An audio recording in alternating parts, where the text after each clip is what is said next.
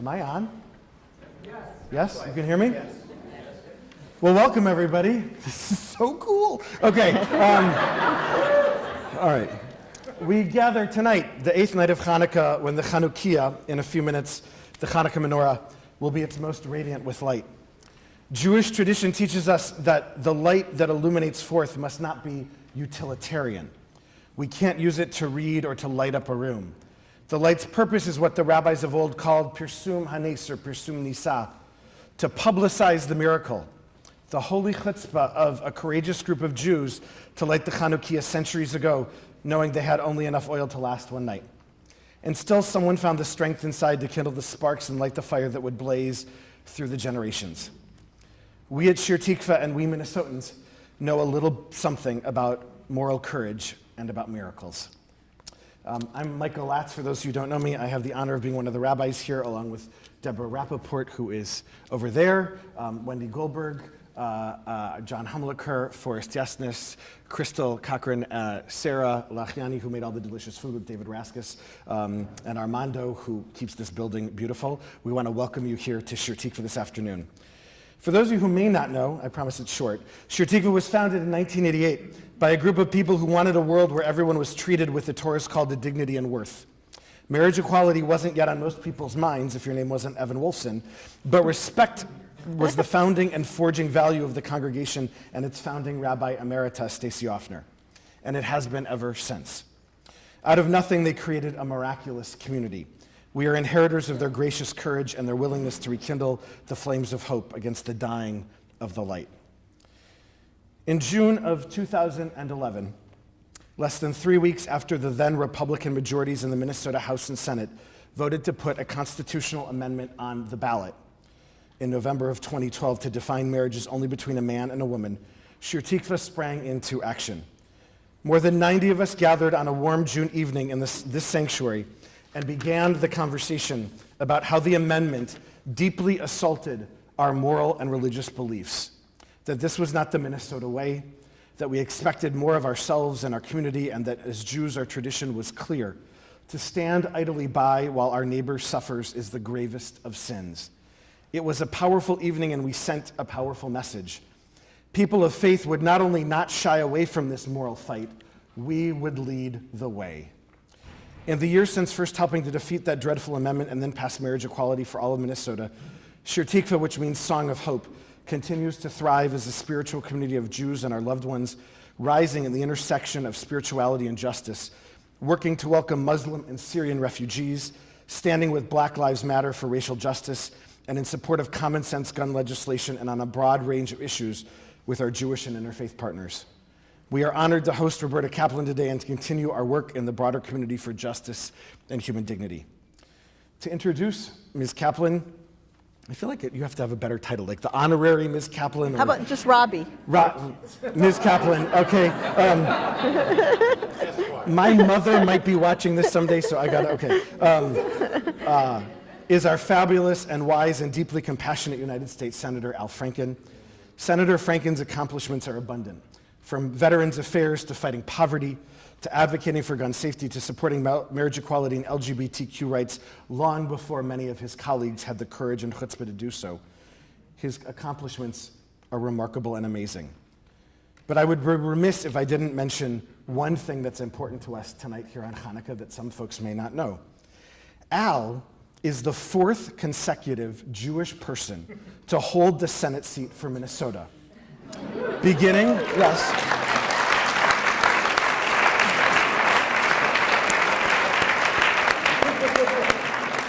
It's Minnesota, folks. This is a big deal, okay? I was going to say, I feel like I'm in New York right now. Right, exactly. Beginning with Rudy Boschwitz and then our beloved Paul Wellstone of blessed memory, followed by Norm Coleman and now Senator Franken in his 2nd term. We are really honored and delighted not only that you're here with us tonight, Senator Franken, but that you carry forth with such a powerful voice of the issues we believe in so much, centered always on human dignity and care for one another. Thank you, Senator Franken.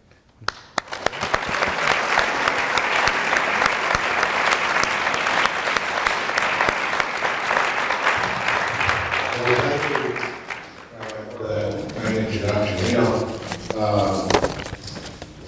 it's true, there have been 4 Jews in the seat, Auschwitz and also and Norm Coleman and me, and this, last time I ran against Coleman, but in this race I ran against a guy named Mike McFadden. So my slogan when I spoke in synagogues was, Minnesota isn't ready for a Gentile in this city.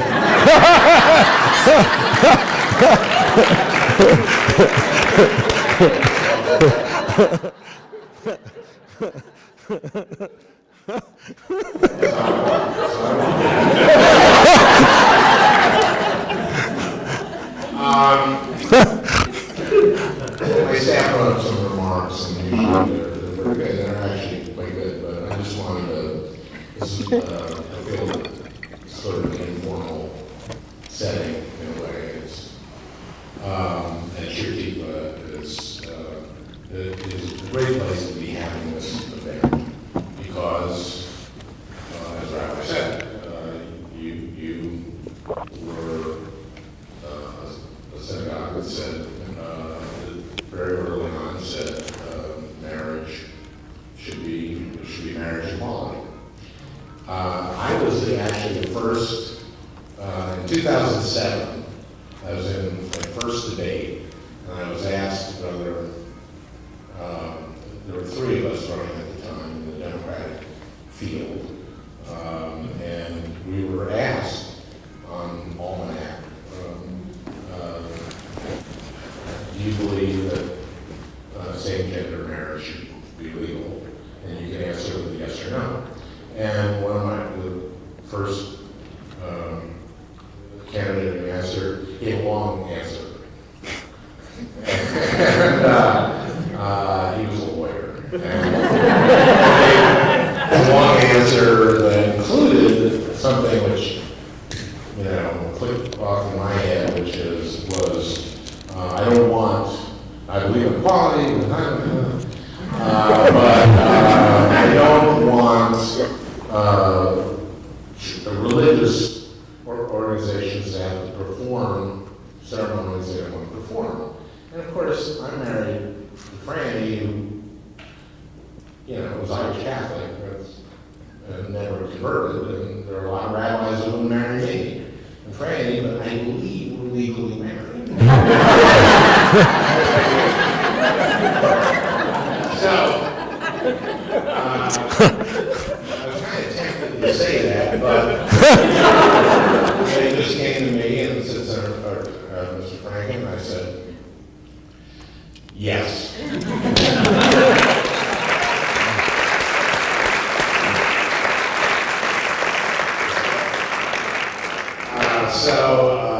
One of the usual suspects that they go to for political analysis here in the Twin Cities, I won't embarrass him by saying his name, said that I think Franklin just shot himself in the foot. You can't do that. I thought, I don't think so. And it actually didn't come up. I mean, maybe the Coleman people, focus group did or did something, but it never came up. And it's just that,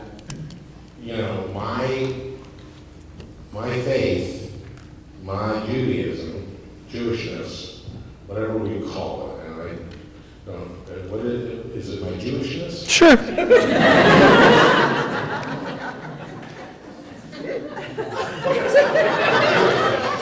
My father taught me to never argue with a Democratic senator, so yes. That tells me that it's incorrect.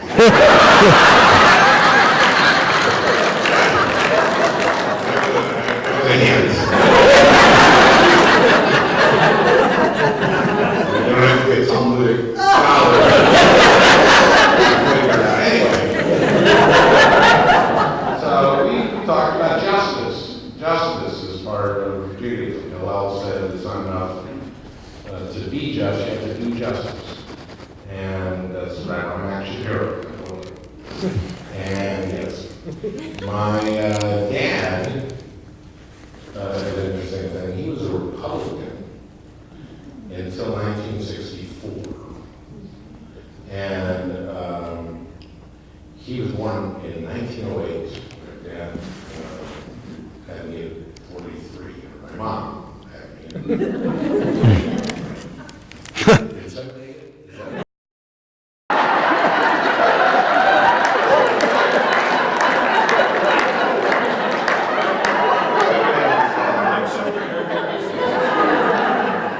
Okay, those are the remarks.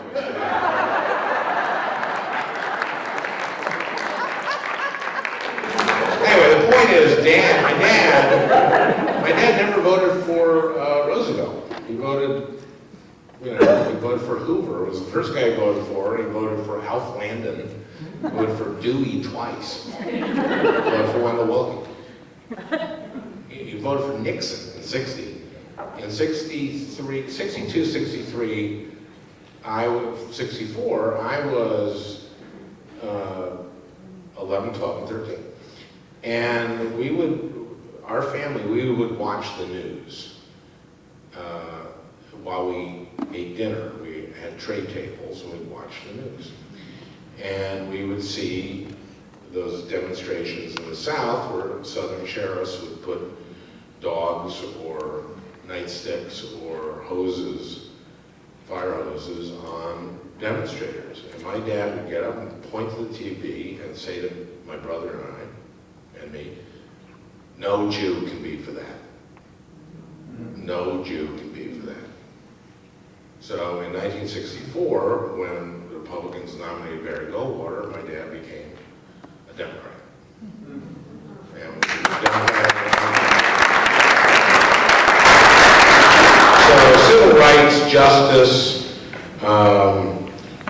Lyndon Johnson famously, when he signed it, turned to one of his staff and said, "We've just lost the South for a generation," and he's actually wrong. It's been far more than a generation.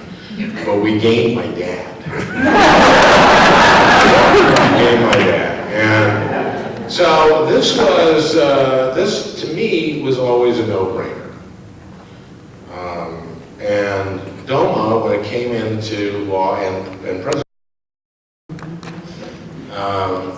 something I was very proud of. One of the proudest moments of my life was my family used to go to this thing called Renaissance Weekend at Hilton Head, and President Clinton went there, and Hillary, but it was this thing over New Year's weekend. And after he signed that, on New Year's Eve, President Clinton would have a question and answer for the participants.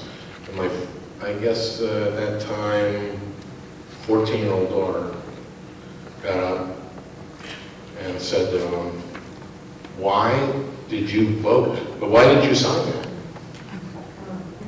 And I was very proud of her. So what Robbie did was take the Windsor case and won it.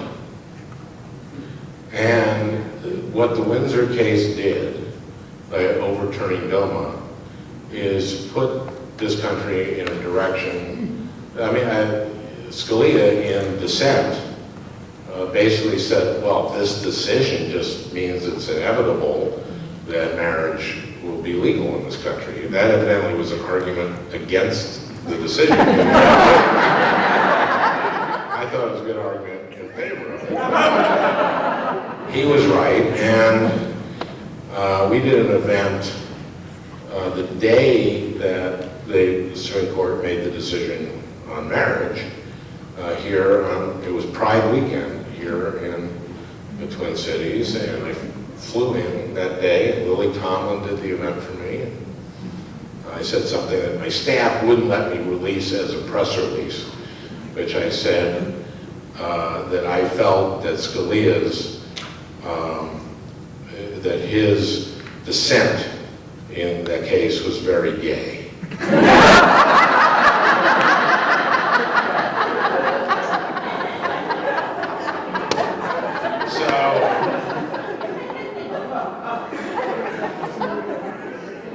Just trying to go back. That is part of what my staff wrote. But People said it would make me look like the conservative one on the Bemis. anyway, you get the drift. It was about time. This is a great thing for so many Americans. It's a great thing for America. And Robbie, you did it. You got us most of the way there, and I thank you for that.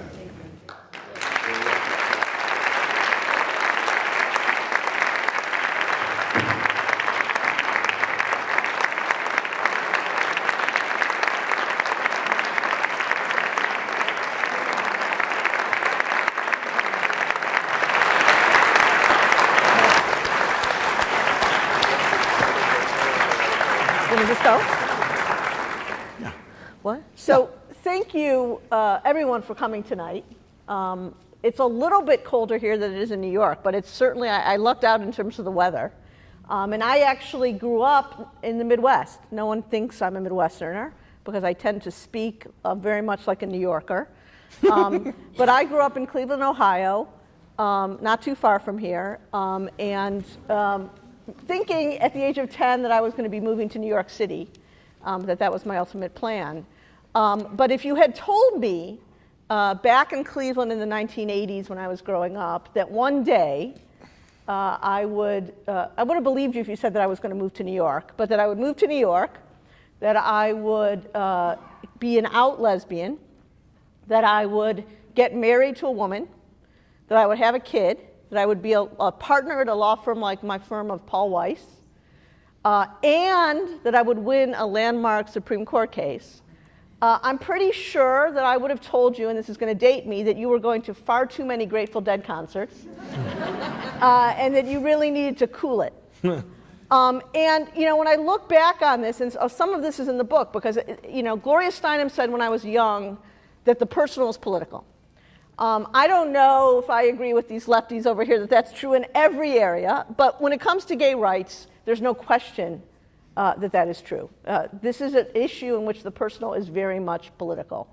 And so when I was writing this book, when I decided to write the book, even though I originally thought I was just going to write a legal book, I realized that I couldn't tell the story of how we together have changed this country without telling my own personal story and without telling the personal story of Edie. If you look back at it, here's the truly incredible thing. The briefs that were written in the cases, and I'm so honored that Baker and McConnell are here tonight, who really started this in 1972.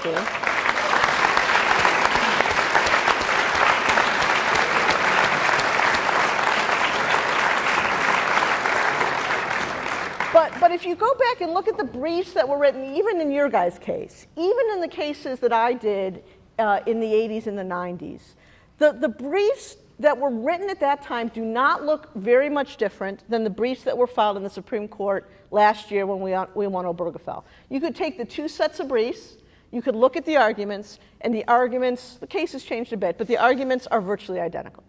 So what has changed? It's not the law, it's not the Constitution. The language in the Constitution has changed the same.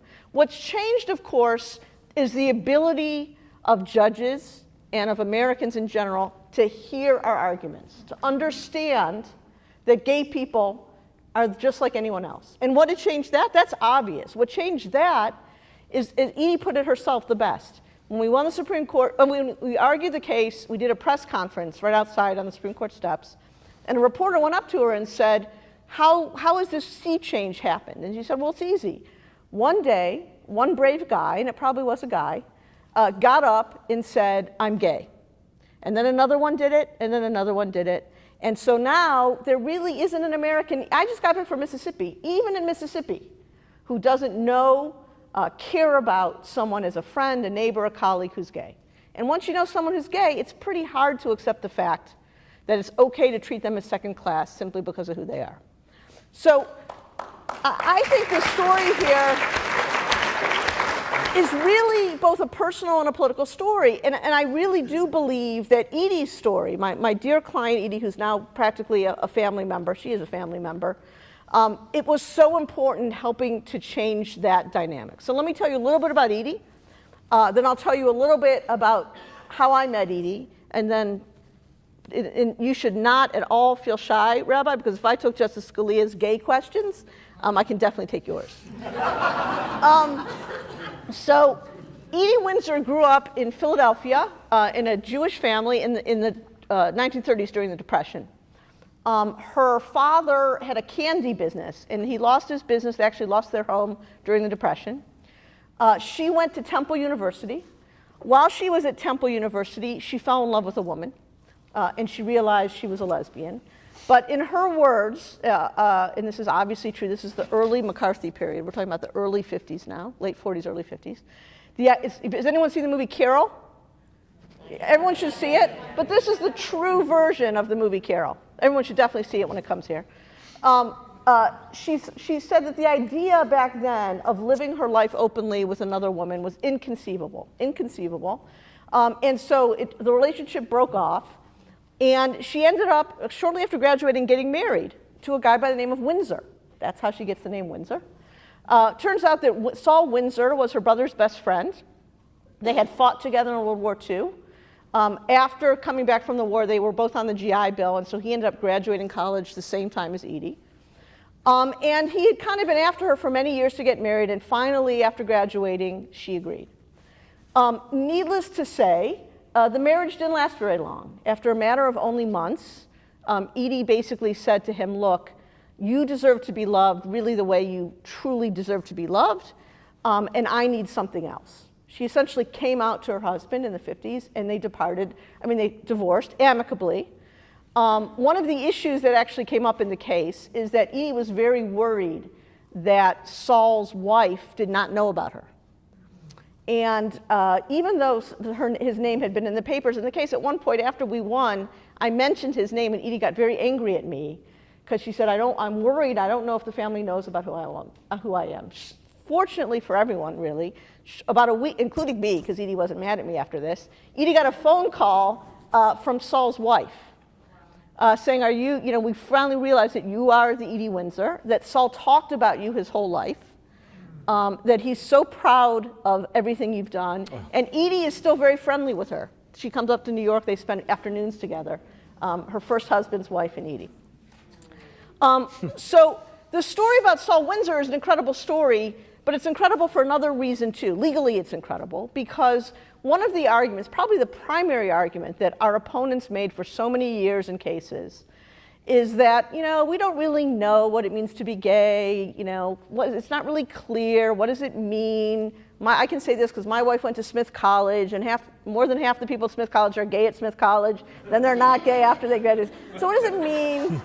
And if you can change being gay, then it's okay to discriminate against you, because if you have a choice about it, then it's okay. That's the argument.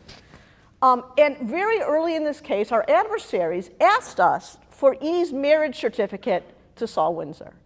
And I don't think I've ever been so excited in my life. I was, no pun intended, but I was very straight on the phone call. I said, okay, we would look into it and we'd get back to them. And then I hung up on the phone, and I didn't mean this as a Senator Franken reference, but it is going to be. Remember the church lady from Saturday Night Live? I hung up the phone, and we all did the superiority dance in my office. Literally, it's true. And the reason we did is because we knew they wanted to show that Edie's marriage to Saul Windsor showed that she had a choice about being gay. Excuse me, it shows exactly the opposite, right? If Edie had a choice about being gay, she'd be living on the main line now. She would have stayed married to him and had tons of kids. And it was the personal stories like that I think had such an impact, not only on persuading Americans, but on persuading the justices, many of whom are Edie's contemporaries, that Edie and her relationship with Thea had the same dignity and deserved the same respect under the law as everyone else. So let me kind of fast forward. Edie's biggest issue upon getting divorced, actually, was not being gay. Because anyone who was gay at that time, unless you were really willing to live, at least in New York, on the margins of society, if you were gay, you had to be in the closet. And so being gay wasn't really her concern. Her bigger concern was being a woman. Because she had assumed, growing up in kind of a middle-class Jewish household, that she'd get married. Edie's a looker. I'm sure you guys all know that. She figured she'd get married and then her husband would support her. It never occurred to her that she'd have to earn her own living. So she went to NYU. She'd been good at math in high school. She decided to enter the mathematics program at NYU. She got her master's. She became one of the earliest computer programmers in the country, went on to an illustrious career at IBM. And then, while she was at IBM, she got a fellowship at Harvard. She went to Cambridge for a year, hated it, came back to New York, and called up a friend kind of in a moment of desperation and loneliness and said, if you know where the lesbians go, please take me. And her friend took her to a restaurant called the Portofino in the Village. It was then managed by Elaine Kaufman, who went on to start Elaine's. And they're sitting on their table. Friday night was apparently lesbian night at the Portofino. And they're sitting at their table, and a woman by the name of Thea Spire is brought over. Now, Edie and Thea came from very, very different backgrounds. Thea's family was an incredibly prominent, pretty wealthy Dutch Jewish family. They were the Spire Pickle family, apparently. If you say, you have to say, no, the Spire Pickle family, as opposed to the other Spire families. That's what I'm told. Her mother died when she was very young, and she and her stepmother went to London as kind of the Nazis were rising to move there. And her father stayed in Holland literally until the Nazis were invading, and then he joined them. And they moved all together to Westchester. Thea was incredible. She spoke a billion languages. She had this incredible, almost aristocratic kind of character to her. She was almost a concert-level violinist. She was an incredible golfer. And from Edie's perspective, at least, it was love at first sight. But not so for Thea. Thea had a series of girlfriends. And Edie kept waiting and waiting and waiting to find out whether Thea was unattached. And finally, one weekend, she found out that Thea was not only unattached, but that she would be spending the weekend in the Hamptons. And Edie called up some people she didn't know very well and said, would you mind terribly if I come and spend the weekend with you? And she did, and that's when their relationship began. And the truly heroic part of their life, frankly, is what happened for the next 40 years. Because not only in 1967, 2 years before Stonewall, did Thea even have the idea in her head to ask Edie to marry her. They got engaged in 1967. But they went on to spend the next 40 years together, truly in a relationship that truly was in sickness and in health till death did they part. Thea had very, very terrible form of multiple sclerosis. And over time, she lost the use of her arms and her legs. She was a quadriplegic when she died. The only thing that I know that is true about life is that we don't know what life has in store for us. That's the only thing I know that's true. No one knows what tomorrow holds, right? But I think the one thing we all do know is if, God forbid, any of us wake up one day and find out that we have the kind of MS that Thea was diagnosed with, we want to have a spouse like Edie Windsor at our side. That much I think I know. And they lived their lives together. They had a refrigerator magnet that said, "Don't postpone joy." And they lived that. And in fact, on the day that Thea died in 2009, she was a psychologist and she was still seeing patients. And 2 patients had to be called and told, obviously, what had happened. So, kind of doing the very fast version of the story, Thea passed away in 2009. Edie, one of the many things that made her the perfect plaintiff, as Justice Ginsburg called her, is the fact that she said that she was indignant. She uses words like indignant in regular speech. She said she was indignant that she had to pay this huge estate tax bill, $300-some thousand, solely for being gay, which is what DOMA did. It was the implications of DOMA on the federal estate tax regime. She went looking around for a lawyer. Lucky for me, she was turned down by some of the gay groups, gay civil rights groups, and she eventually called a friend who was a friend of mine, and my friend called and said, "Would you get in touch with this woman named Edie Windsor?" Now here, everything I've set up to now is part of the case, for the most part. What I'm about to tell you was not part of the case. When I got that phone call, I had never laid eyes on Edie Windsor. Never met her, never laid eyes on her. But I knew exactly who she was.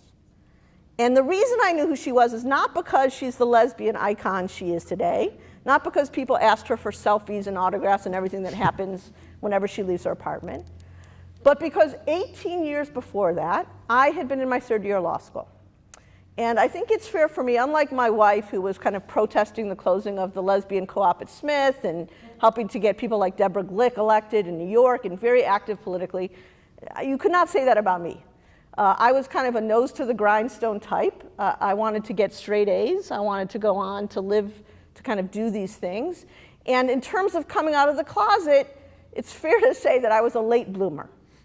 So I thought about it for sure in college and did nothing.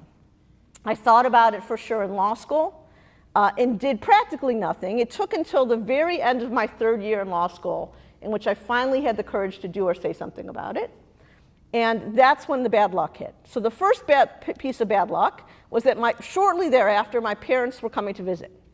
My parents then they still do live in Cleveland, Ohio, and they were coming to New York City for the weekend, and it was literally maybe a week or two after I had come out of the closet. Number two, the weekend they were coming was gay pride. And so I lived in a one-room studio on the Upper West Side, and my parents kind of had to kind of wind their way through the parade to get to my apartment. And by the time they got there, I think it's fair to say they were in quite a state. And they started to talk, what are people so proud of?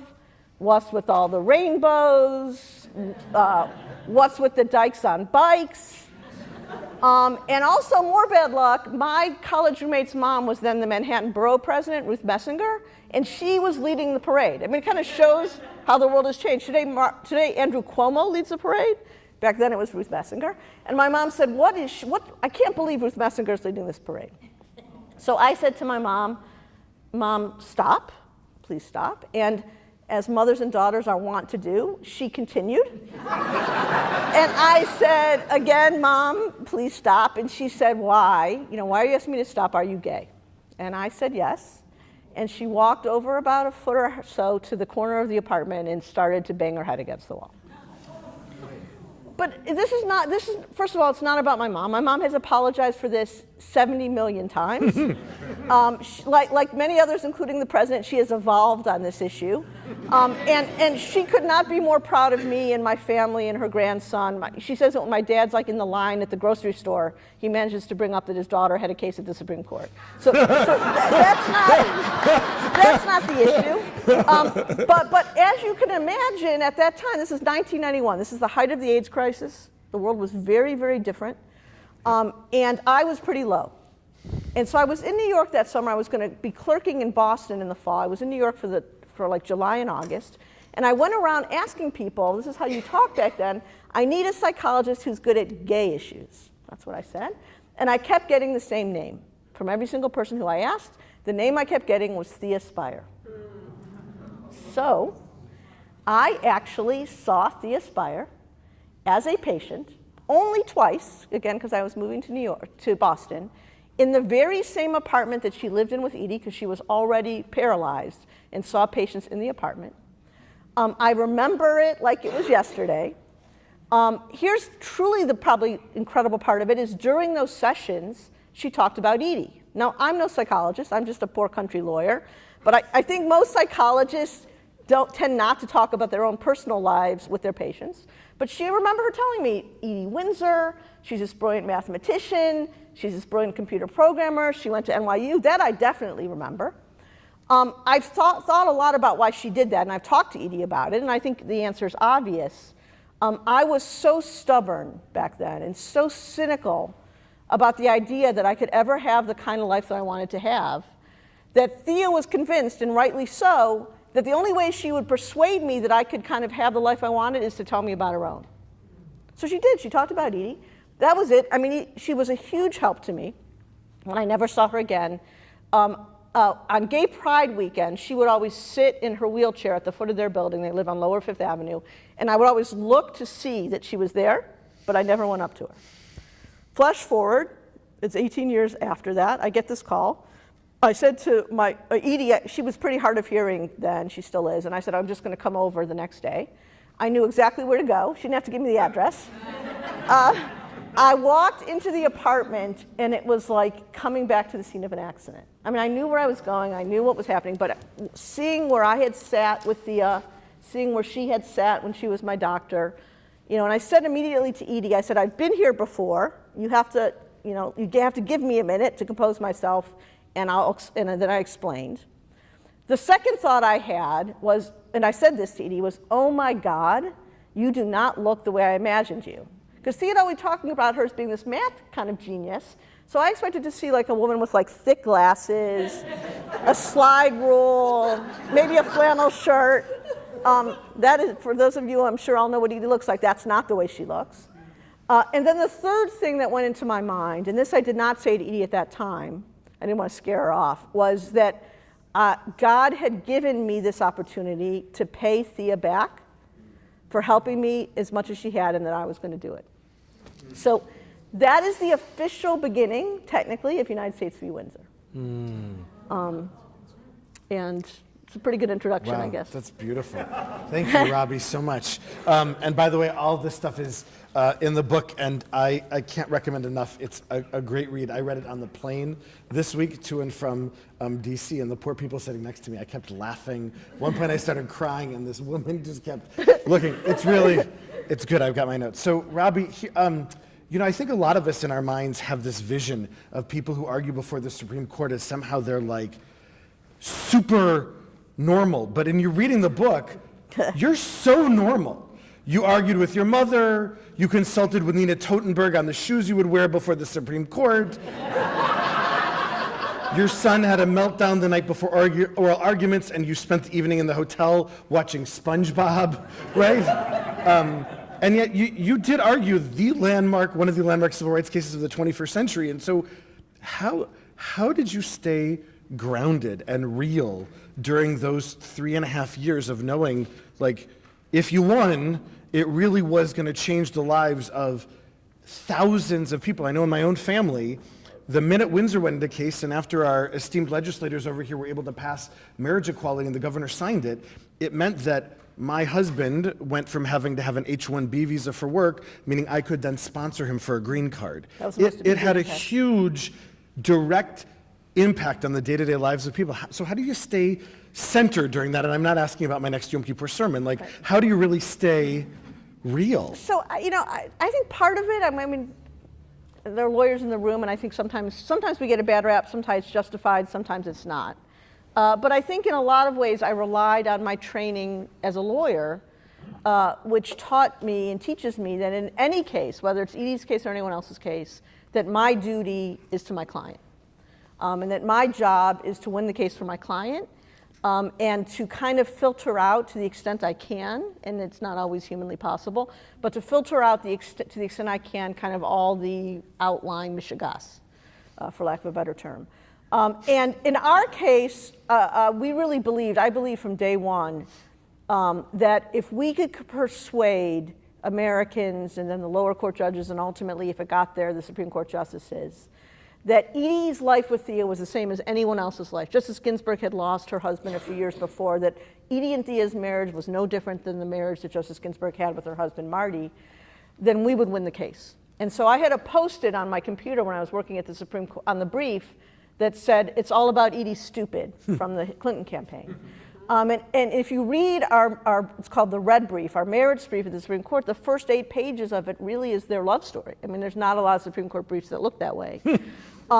But we really thought, and my co-counsel Pam Carlin, who's a absolute genius constitutional scholar at Stanford, she and I were persuaded that if we could persuade him that Edie and Thea's lives were the same, we would win. We had a joke on the case that we could answer any question by saying that the people impacted by DOMA were already married and already gay, and that there was nothing the court could do about either of those things.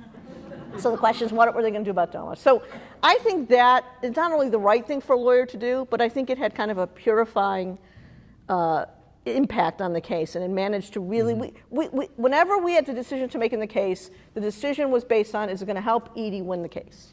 And we would listen to what groups had to say, we would listen to what the advocates had to say. Sometimes we would take their advice, sometimes we wouldn't, but it was always based on, is it going to help us win this case? In retrospect, I think I've come to realize that I actually had that posted on there for another reason too. This wasn't conscious. And that was to, I think, constantly remind myself that I had to keep my own stuff out of it. That even though I too was a lesbian, married, impacted adversely by DOMA, that my job was to only think about Edie. And I think for the most part, again, with my training and everything, I managed to do that. There are a couple of moments when it seeped through. The most probably prominent of them is during my argument itself. There was a pretty tense exchange between me and the Chief Justice Roberts. And at one point in answering one of his questions, my voice cracks. And when I hear that now on the audio, and I've heard it a bunch of times, it's almost like the Robbie Kaplan's coming out. It's almost like I couldn't keep it down anymore. In retrospect, being the first openly gay lawyer to argue in over 2 days, because the Perry case was the day before, I don't think it was a bad thing. It wasn't lost on the justices that I was the first gay person to stand up in front of them in this line of cases. And I don't think it was a bad thing. But for the most part, I managed to keep it down until after we won. Beautiful. So Robbie, granted, I'm a rabbi, but in reading your book, and I said this to you in the car, your book is so Jewish. You met your wife, Rachel, on Rosh Hashanah.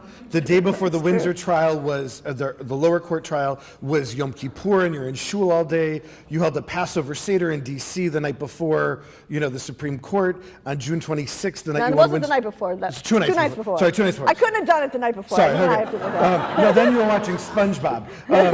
June 26th, you won. You gave the drash at your synagogue on one of the pages you wrote during jurisdictional arguments. You had Spilkis, ants in your pants, and you refer over and over again to your deep friendship with my colleague and wonderful Rabbi Jan Urbach, who officiated your wedding. So the book oozes Yiddishkeit, your love of being Jewish, and I'm curious, how did your love of Judaism develop, and how did it sustain you or impact you throughout all of this? I mean, I was born and bred Yiddishkeit.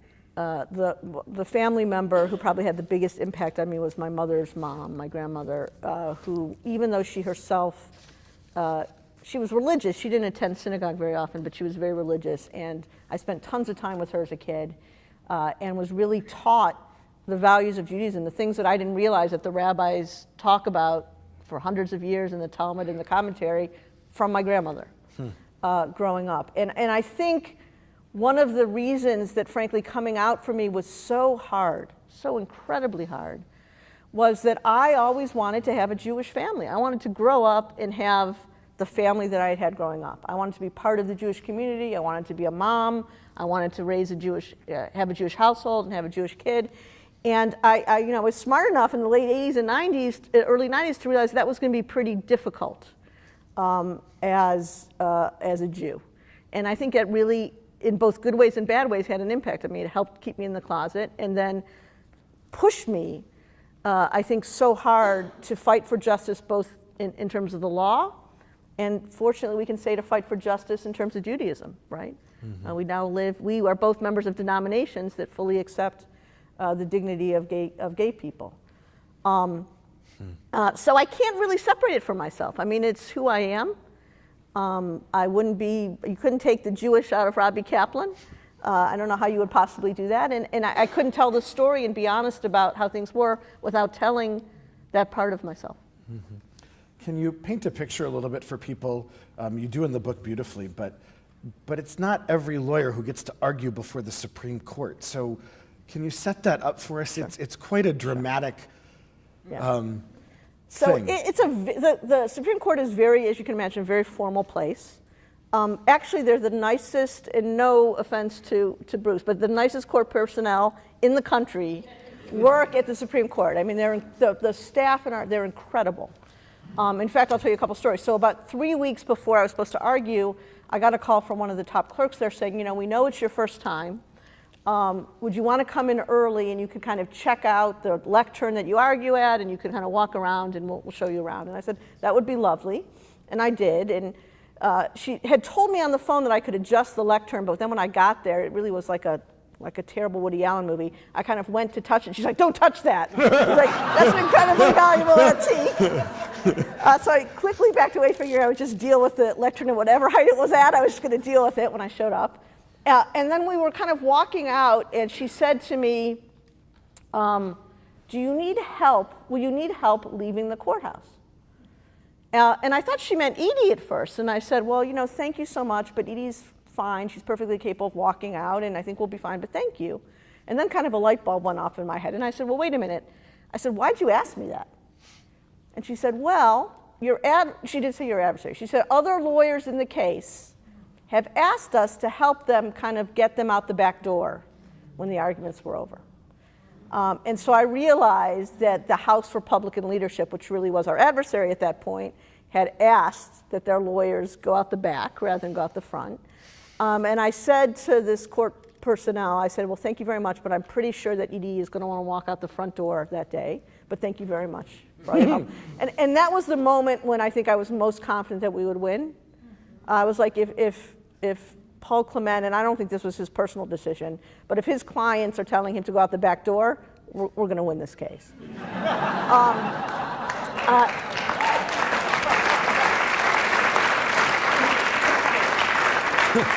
So, and then when you go in on the argument day, you know, they have this very formal procedure. You go in this room called the Lawyer's Lounge, and this guy who's his retired General Souter used to give you a speech. He was the chief marshal at the court, or the chief clerk of the court, and he would give a speech, and I've heard it a bunch of times, not because I've argued a bunch of times, but every time you're a lawyer there, you can hear it.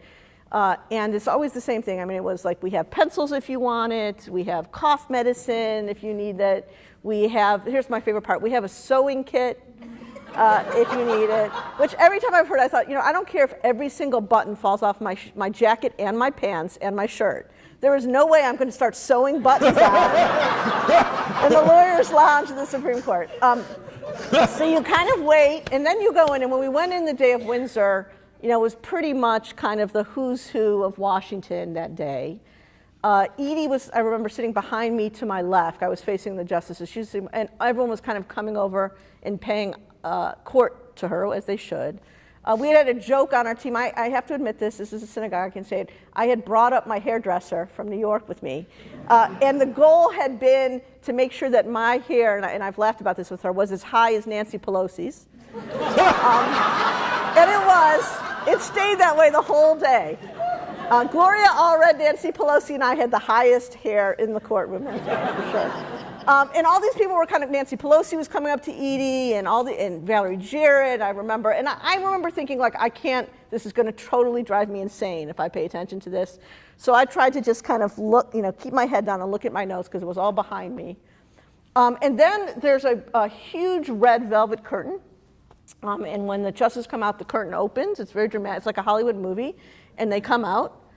And then, you know, once you start, as you heard, I did have shpilchas because I wanted to get the show on the road, and I had to wait for some of the other arguments to happen.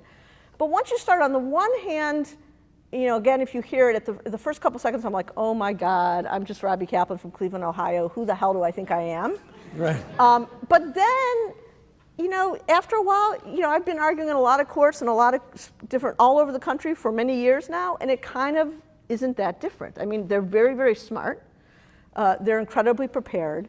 The one thing that's different about the Supreme Court is, as an advocate, in a case like this, you are not going to change anyone's minds during the argument. That is not happening. Their minds are made up, probably. And your job is to help the justices on your side kind of lobby against the justices on the other side. And they're all lobbying one person, a guy by the name of, you probably heard of him, Anthony Kennedy. His vote is the vote that decides almost every hot button case today. It's not just gay rights, every hot button issue today. And so your job as an advocate is to kind of help Justice Ginsburg and Justice Kagan and Justice Breyer and Justice Sotomayor kind of debate the issue with the other side. And so that is different than other courts. And then when it was over, it goes incredibly fast. You don't have that much time. I had to split a half an hour between me and the Solicitor General, so I had 15 minutes. When it was over, I remember I do what I do after every argument. I kind of play it back like a cassette tape in my head and think, should I have answered anything differently? I remember doing that and thinking, no, I think my answers were pretty good. And I turned to Pam Carlin and say, I think my answers were good. And she said, yes.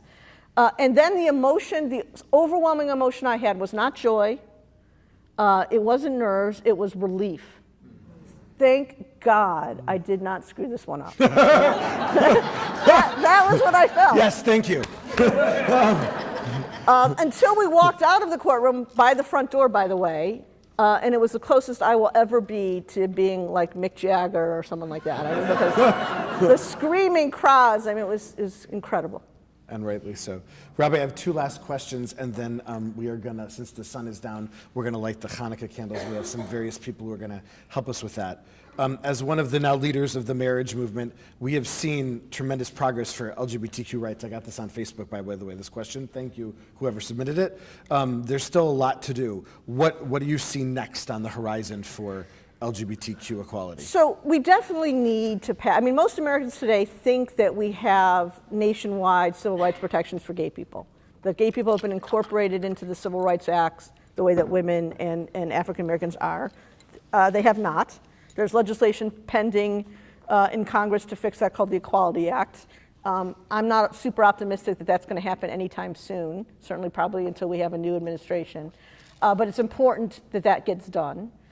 On a state basis, those laws need to get passed in the states that don't have them. I found out the other day, Pennsylvania, believe it or not, doesn't have an equal rights bill. That's ridiculous. They should.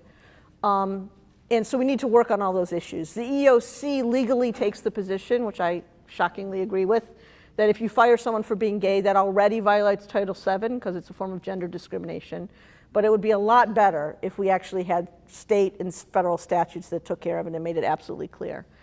So that's a huge agenda item. We need to work we also need to work very hard, I think, on the parts of the country, both economically and geographically, where even though they have, we technically have equality under the law, under the Constitution, people can't enjoy the promise of that equality, either for economic reasons, because they don't have a home, they don't have, all the homeless kids, a huge percentage of the homeless kids in New York City are gay, because they've been kicked out. We need to start paying a lot more attention to the underprivileged in our own community. And two, I can't help myself, because I've become an adopted daughter of the state of Mississippi, believe it or not. We need to pay attention to the Deep South. There are a lot of gay people in the Deep South. Actually, the highest percentage of them have kids in Mississippi than any other state in the country.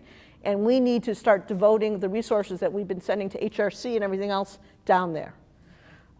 We need to work on trans stuff, obviously. That's going to take more time. There needs to be the same kind of education that happened for gay people, for trans people. And then finally, I have to say this because I'm the co-chair of the Gay Men's Health Crisis. We're the most technically sophisticated country in the world.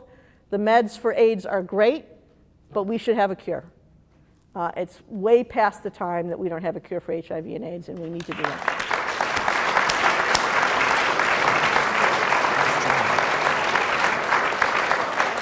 Robbie, thank you so much. We decided that we would end tonight, since you were here, with the lighting of the Chanukiah. It seems appropriate to celebrate this last night of Hanukkah. And so if you look in your program, there are various groups of folks who are going to come up. Thank you for being with us, Robbie. I think this was amazing. You should all get the book if you don't have it. I will call you all up. Just make sure you don't trip on the lights. We're going to move stuff back. Give us 30 seconds, okay? So to light the shamash, the top candle which lights the other ones, we'd like to light this candle in memory of Senator Alan Speer, who was a longtime champion. And to do that in his honor, we'd like to call up Phil Axman and Harvey Zuckman, and Rachel Lipkin and Mindy Benowitz, each of whom have been married, well, now legally for a couple of years, but together for more than 80 years collectively. Robbie, if you want to come stand with everybody, that'd be great. And as we start lighting the shamash, Wendy, if you would lead us in the first blessing, and yeah.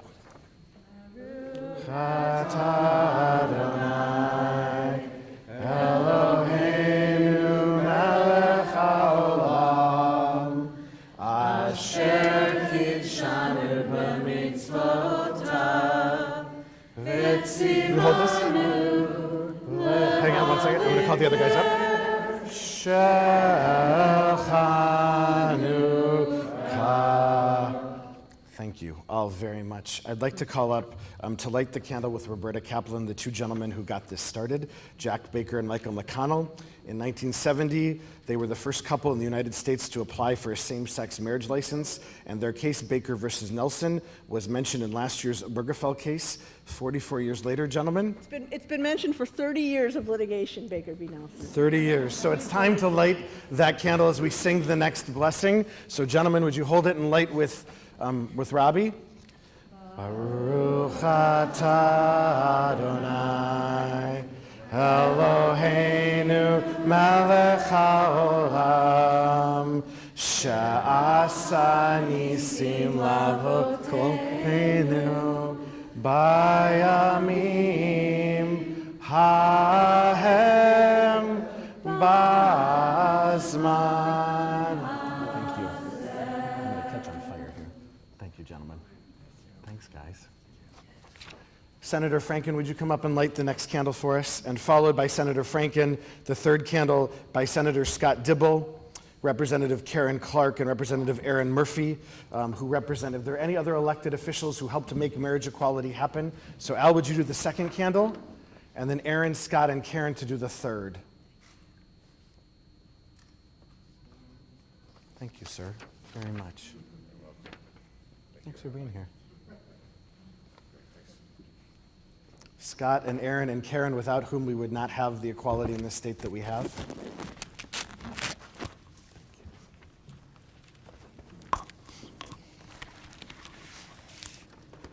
Pretty cool, huh?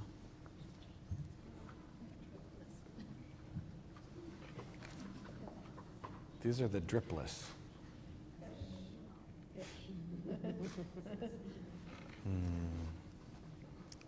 Thank you all very much.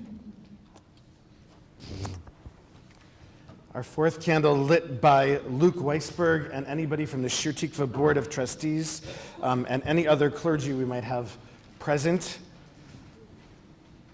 Come on up, board.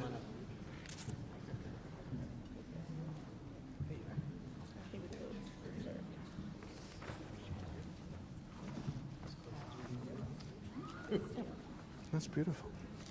Thank you, Luke. Yep.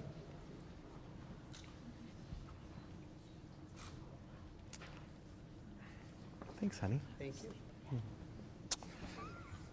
Our fifth candle will be lit by all of the hosts for tonight. So if you're a host, come on up. Bruce, don't go far.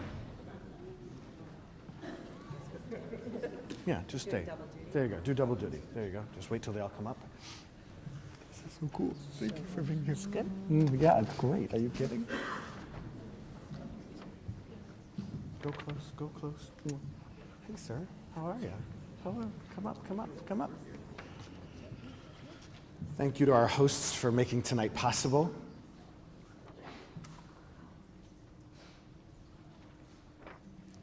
Thank you all very, very much. Our next candle, the sixth candle, lit by Ann Kaner-Roth, who headed Project 515 in Minnesotans United, Bruce Manning, who was the lawyer, Richard Karlbaum, who couldn't be here, and who headed Minnesotans United for All Families in Outfront, Minnesota, who made the campaign possible. Yeah, and any campaign staff here, please join them. Yeah, Amy, come on. You were a honey badger. You made the money happen.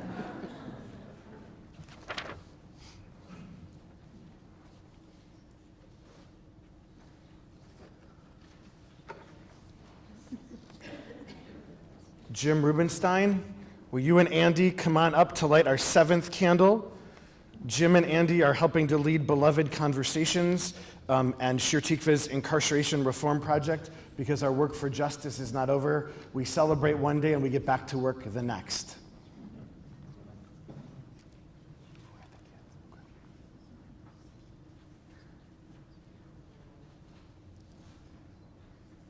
Thanks, Jim. Beautiful. And finally, for the reason that we all did this so much, for any of the kids who are present here tonight, who had to be at fundraisers and press conferences and rallies and the Capitol and have their picture taken more than anybody should have had to.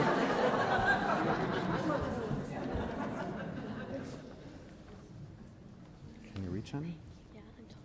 You're tall enough? Thanks, honey. It's good. It's good. Hey, can I have a kiss?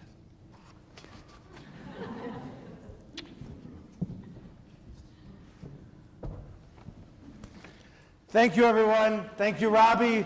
We did it!